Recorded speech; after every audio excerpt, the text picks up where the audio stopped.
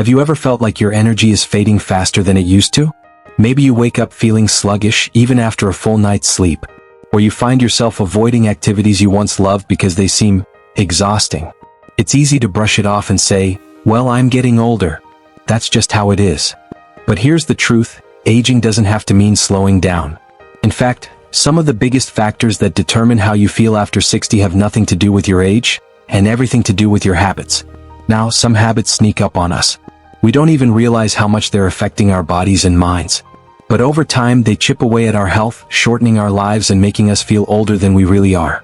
That's exactly what we're going to talk about today, the 4 worst habits that could be cutting years off your life after 60, and more importantly, what you can do to turn things around. So let's start with the first habit. And I'll warn you, this one might surprise you. It's not about what you eat. It's not even about exercise. It's something that affects almost every part of your health, yet most people don't take it seriously enough. Neglecting sleep. We tend to think of sleep as something optional. I'll sleep when I'm dead, right? But the truth is, skimping on sleep speeds up aging like almost nothing else.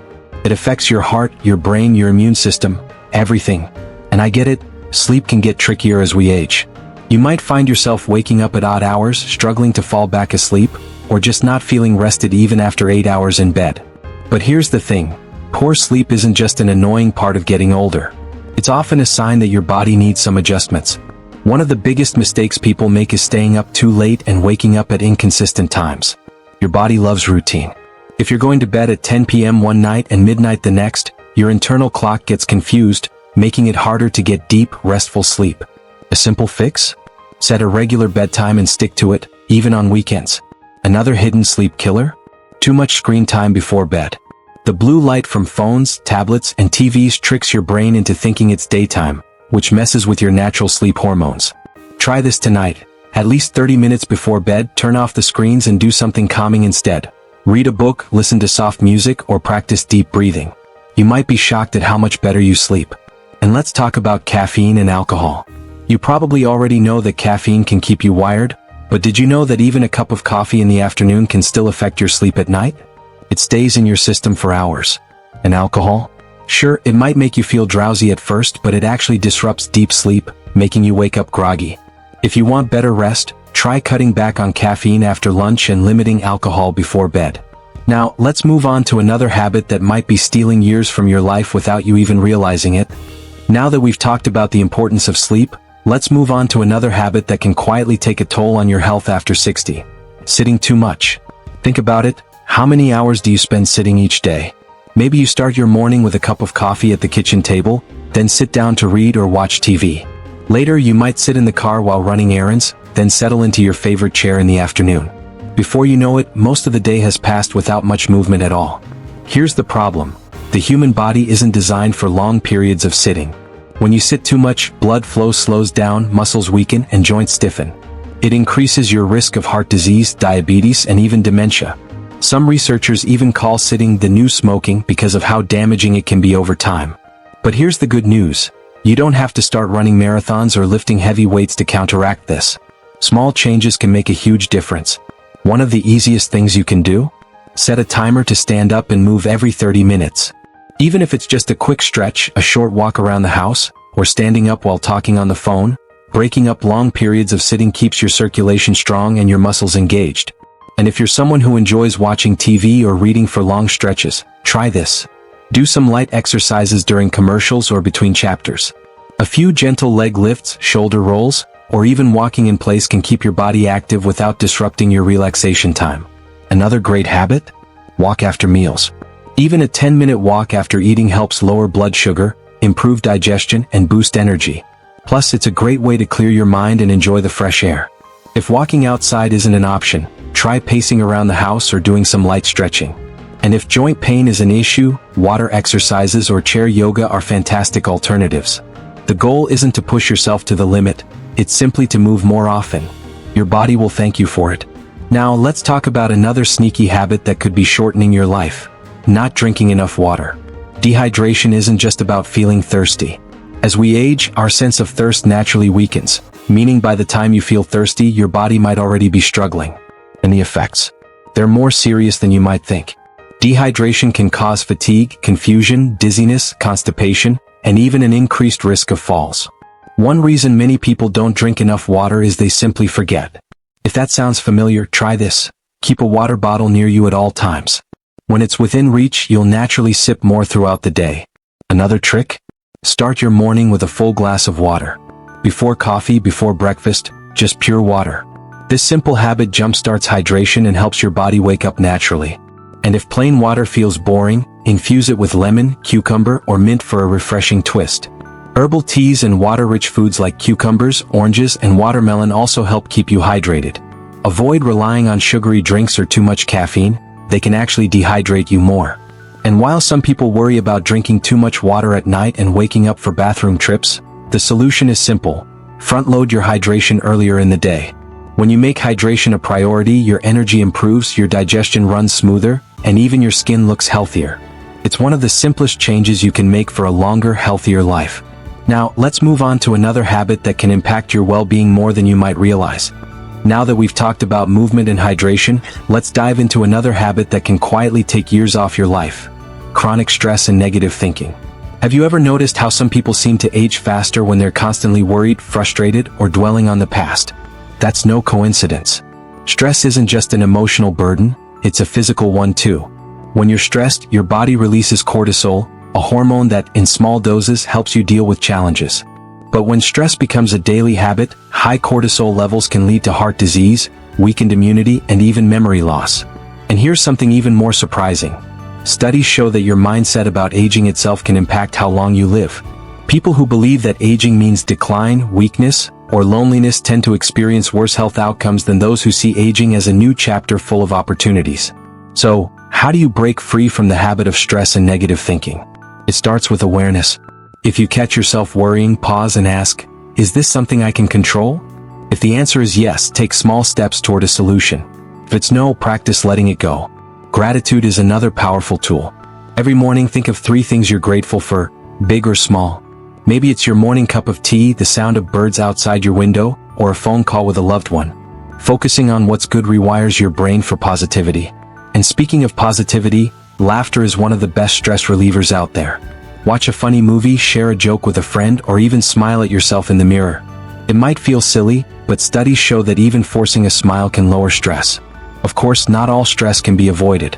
That's where deep breathing, meditation, and gentle movement like Tai Chi or yoga come in. These aren't just trendy activities, they're backed by science for lowering stress, reducing inflammation, and even improving heart health. But there's another hidden danger after 60 that many people overlook: isolation and loneliness. When we're younger, we naturally interact with people, through work, family, or social events.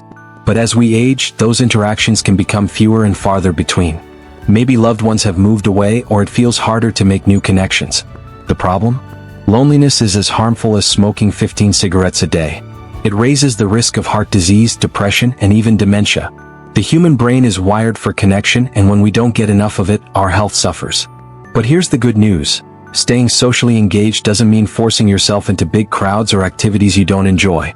It's about finding meaningful ways to stay connected. Call a friend, even if it's just for a few minutes. Join a club or community group. If mobility is an issue, consider online communities where you can connect with people who share your interests. Even chatting with a friendly neighbor or making small talk at the grocery store can lift your mood. And don't underestimate the power of giving. Volunteering, whether it's helping at a local charity, mentoring someone younger, or simply checking in on a friend, gives life a sense of purpose and keeps the heart and mind engaged. Now, let's wrap this up with one final habit that might be standing in the way of your health and happiness. Now, let's talk about something that many people overlook: the way we think about aging itself. If I asked you right now, how do you feel about getting older? What would you say? Would you shrug and say, it's just part of life? Or would you sigh and say, it's all downhill from here? Believe it or not, your attitude toward aging has a huge impact on your health and longevity. Studies show that people who have a positive mindset about aging tend to live up to 7 years longer than those who believe that aging means decline. Not only that, but they stay healthier, more active, and mentally sharper. What? Because your beliefs shape your actions. If you believe that getting older automatically means becoming weak, sick, or irrelevant, you're less likely to take care of yourself. You might stop trying new things, stop exercising, or stop socializing, because you've convinced yourself that it doesn't matter anymore. But here's the truth: aging doesn't mean decline, it means change. And the way you experience that change is largely up to you. Think about people you know who are thriving in their 60s, 70s, or even 80s. What do they have in common? Chances are, they don't sit around complaining about how old they are. They stay engaged. They learn, they grow, they find purpose. They refuse to let a number define them. So how can you shift your mindset and start embracing life at any age? First, pay attention to your words.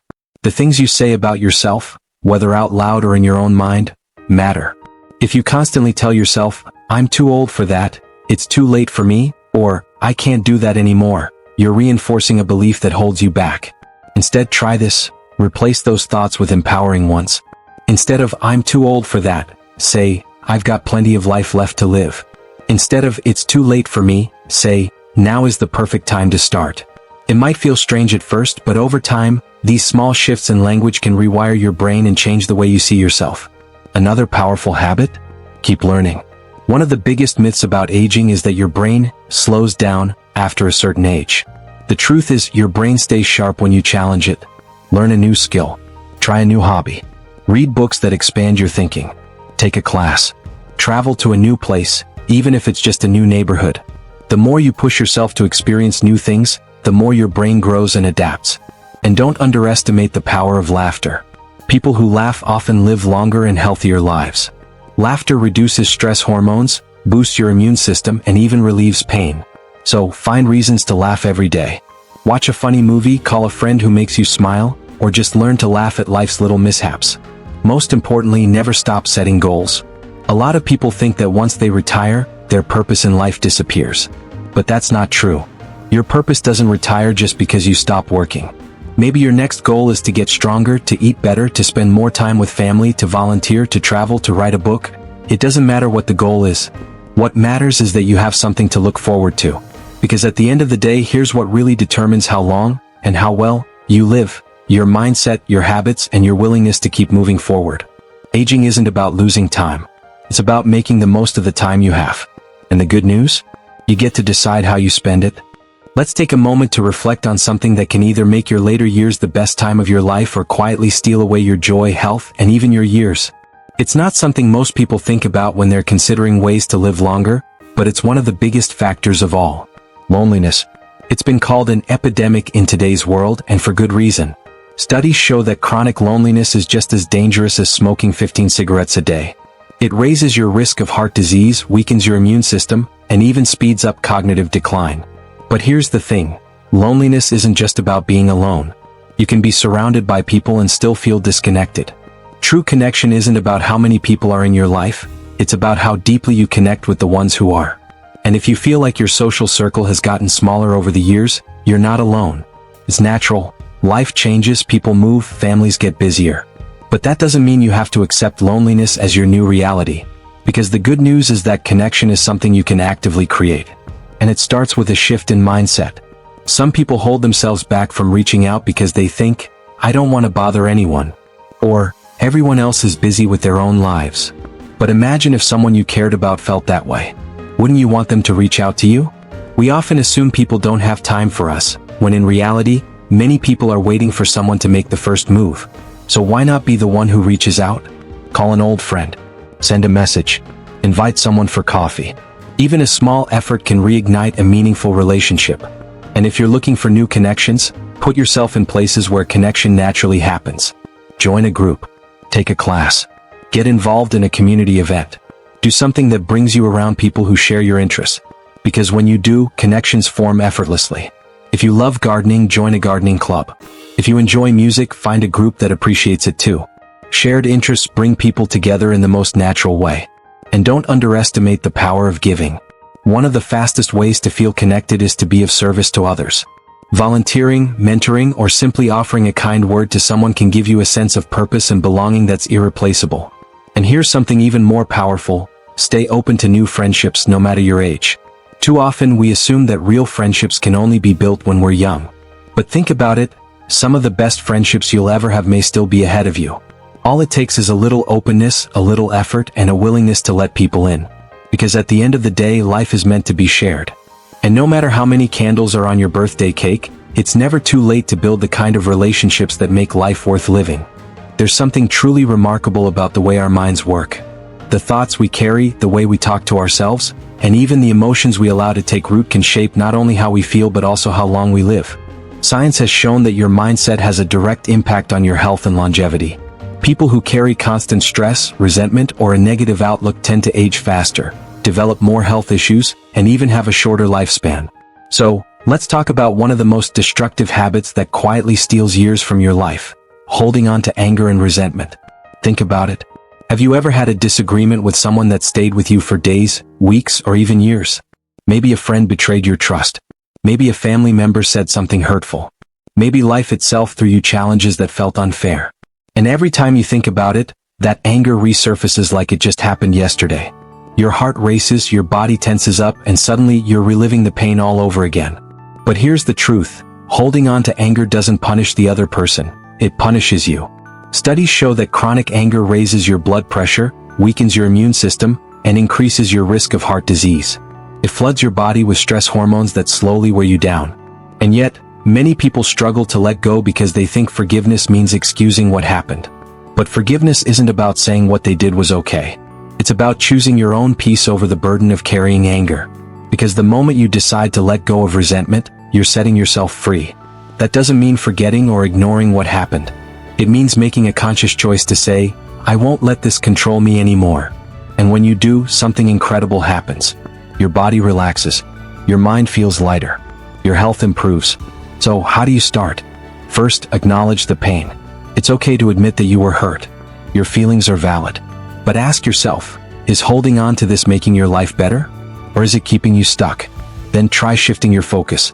Instead of replaying old wounds, focus on the life you want to create moving forward. The energy you spend on resentment could be used for something far better: joy, connection, new experiences, and peace of mind. And finally, practice small acts of letting go. It doesn't have to happen overnight. But every time you catch yourself holding on to past anger, pause and take a deep breath. Remind yourself that you deserve peace more than you deserve to be right. And if there's someone in your life you've been holding resentment toward, consider writing them a letter, even if you never send it. Sometimes just putting the words down helps release the weight in your heart. At the end of the day, forgiveness isn't something you do for someone else. It's a gift you give yourself. And when you learn to let go, you don't just add years to your life, you add life to your years.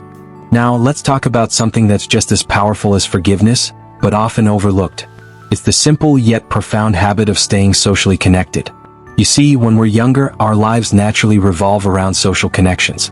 We have work, family gatherings, community events, and friendships that keep us engaged. But as the years go by, something changes. Maybe retirement leads to fewer daily interactions. Maybe children move away. Maybe we lose loved ones. And without realizing it, we start spending more time alone.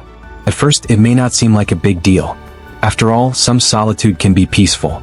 But when isolation becomes a lifestyle, it silently chips away at your health. In fact, research shows that chronic loneliness can be as harmful as smoking 15 cigarettes a day. It increases the risk of heart disease, weakens the immune system, and even accelerates cognitive decline. Yet so many people ignore it. What? Because loneliness doesn't always look the way we expect. You don't have to be sitting alone in an empty house to feel lonely. You can be surrounded by people and still feel disconnected. It's about the quality of your connections, not just the quantity. So, the real question is, how do you stay socially connected in a way that truly enriches your life? First, start with small efforts. If it's been a while since you reached out to a friend or family member, take the first step. Call them, send a message, or invite them for a coffee. You don't need a special occasion. Just a simple, "Hey, I was thinking about you," can brighten both your day and theirs. Next, put yourself in places where connection happens naturally. That might mean joining a local group, taking a class, volunteering, or even just striking up conversations at your favorite cafe. The more opportunities you create for social interaction, the more likely you are to build meaningful relationships. And here's something powerful to remember: it's never too late to make new friends. Sometimes we tell ourselves, "I'm too old to meet new people," or "everyone already has their circle." But that's just not true. The best friendships often come from the most unexpected places. And the moment you open yourself up to connection, the world opens up to you. And if you're someone who enjoys solitude, that's okay too. The goal isn't to surround yourself with people 24/7. It's to have just enough meaningful connection to keep your mind and heart engaged. Because here's the truth: humans are wired for connection. We thrive when we share laughter, stories, and experiences with others. We heal faster when we have someone to lean on. And we live longer, happier lives when we feel like we belong. So if you've been feeling isolated, take this as your sign to reach out, reconnect, and let people back in. Because at the end of the day, it's not just about adding years to your life.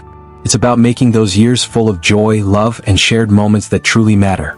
As we reach the end of this journey together, there's one last piece of wisdom I want to share. Because beyond everything we've talked about, your health, your habits, your mindset, there's one thing that truly determines the quality of your life after 60. Your ability to embrace the present moment. Too often we live trapped in two places, the past and the future.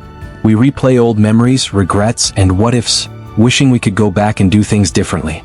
Or we worry about what's ahead, our health, our finances, the unknowns of aging. But in doing so, we miss the only moment that's actually real. Right now. And let me tell you something, right now is where your life is happening. Not in the past. Not in some distant future. But in the warmth of the sun on your face, the laughter of a friend, the taste of your morning coffee, the music that makes you want to dance, the feeling of deep gratitude just for being here. That's what makes life truly worth living. So, how do you start embracing the present more fully? First, slow down. Take a breath. Notice the little things. The way the leaves move in the wind. The way your body feels when you stretch in the morning.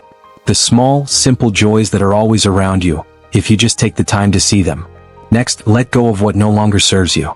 Regret? Let it go. You can't change the past, but you can choose how you live today. Worry? Let it go. Most of what we fear never happens, and even when it does, we are always stronger than we think. Comparison? Let it go. Your life is uniquely yours, and it's beautiful in its own way. Instead, replace those things with gratitude. Each day remind yourself, I am alive. I am here. And I choose to live this day fully.